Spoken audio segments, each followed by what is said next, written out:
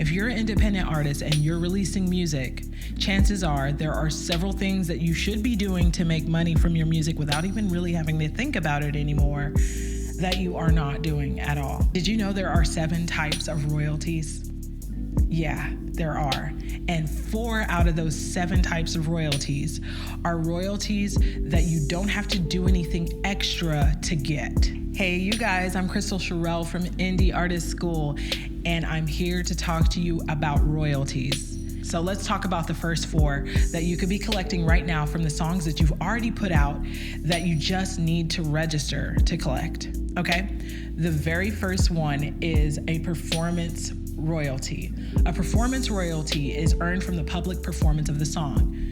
What types of things are considered public performances of a song are radio play, live performances, streaming services, yes, like Spotify, Apple Music, all of that, and public venues. So when your song gets aired publicly, all of those are performance royalties. So all those buckets, keep those in mind, right? That needs to be registered through a performance rights organization. Performance rights organizations that exist in the US are ASCAP, BMI, and CSAC. Some of the top things I look for when I'm deciding which organization to go for is 1, how easy is it to use? 2, how good are they at collecting my royalties? Do I always have to go hunt things down? Is it easy for me to get my money is the third thing. Are they really old school and they send you checks only? Are there ways for you to work with your bank and things of that nature? And 4, do they have any other things that they can offer? Do they have different events? Are they able to help you connect to other artists or other industry execs? Do they have things that they do in the industry that makes them stand out more than others? And also the 5th part that I also factor in, which is important as well, is how easy or hard is it to be a part of that organization, okay? They are not all created equally. You may notice that it's easier to be a part of one and a little bit harder to be a part of the other. And you can ask some other artists who are in the industry, how hard was it to get in, if it's a different one, and do they like it? Are they happy with it, okay? All right, so the second type of royalty that you need to be collecting for your music is mechanical royalties.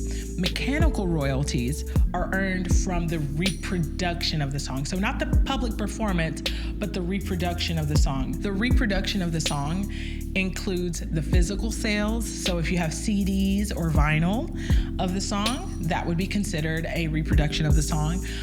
This can also happen from digital downloads and streams again. So Spotify, Apple Music is considered a reproduction of the song. So you can earn mechanical royalties from that. Now, when you do that, you're going to use a different organization rather than the performing rights organizations I just mentioned, and that would be the Harry Fox Agency, and that's in the US. I will say when it comes to registering with these organizations to collect your royalties for you, it does take some time to get set up, but once you're set up, it's one of those things that makes it easier down the road because all you have to do is just add new songs to an account that already exists. So it takes a little bit of upfront work for sure, but it is so worth doing, okay? Third royalty that you can collect, digital performance royalties. Digital performance royalties is earned from digital performances of non-interactive streaming platforms. So when I say non-interactive, I mean you can't just type the artist name in and pull up the song. The types of services that do count are going to be like internet radio, where it's more like, okay, playlists are created based on what a listener likes, but they're not actively choosing it. So SiriusXM, Pandora, things like that. To collect royalties for this type, you would use Sound Exchange. Sound Exchange is another organization that collects royalties for 2 different types, not just digital performance royalties, but also my next type, that 4th one, and that's neighboring rights royalties. And that is earned from the public performance of the recording. what does that sound like, right? So we just kind of named that already, didn't we? We said that's another way that you could get performance royalties, but you can also get neighboring rights royalties. This one's really cool too because it's not just streaming, but it's also radio play, public performances, and non-interactive digital streaming again, like I said earlier. So one of my songs, Only Love, way back when, was playing on Six Flags radio, which sounds weird, but yes. So it was playing over Six Flags. It's a really bouncy, fun tune, but that right there, just from it being aired there, it gets 2 different royalty types. So that's an example right there. But obviously, that song wasn't only playing at Six Flags, right? So I also had it on streaming platforms. So I was also collecting mechanical royalties as well. So for every song, it has, and I was on Pandora, so I got digital performance royalties.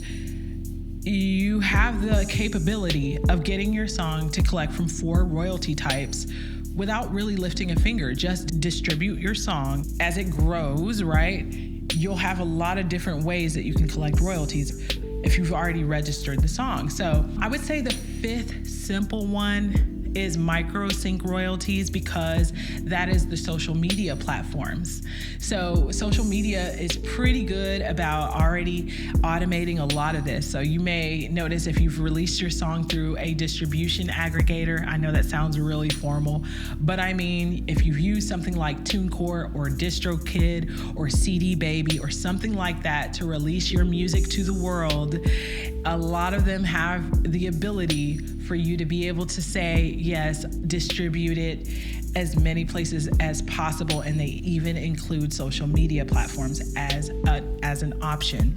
So if that's the case, chances are you're already collecting Microsync royalties. So that's usually through content ID systems that they have built into the app, and your ISRC number, which is like the barcode for your song, is something that's used no matter which agency you're collecting royalties from. All royalty types are usually connected back to the fingerprint of the song. So if you know that and you get it instantly when you distribute your song to the world, that ISRC number is important. Okay, that's how these systems can all find your song and identify it, right? Don't just release some voice note of your song. Don't just put it out on SoundCloud without any ISRC backing it, because you're not going to be collecting royalties that way. It's important that it has a fingerprint so that you can tell all of these collection agencies, hey, this song right here, any money, any streaming that comes from this, it goes to me. Okay? If you want to make more money in music, you have to think long term. You have to think passive income, not just your live performances, not just the sales of your merch, not just the sales of your initial song or CD or whatever, but how can you collect royalties in the long term? This is how artists have long spanning careers and still be financially stable. So take the time to get registered. If you like learning how to make more money in music and you're excited to take your music career to the next level, go ahead and click the link below to make more money in music. I'll see you there.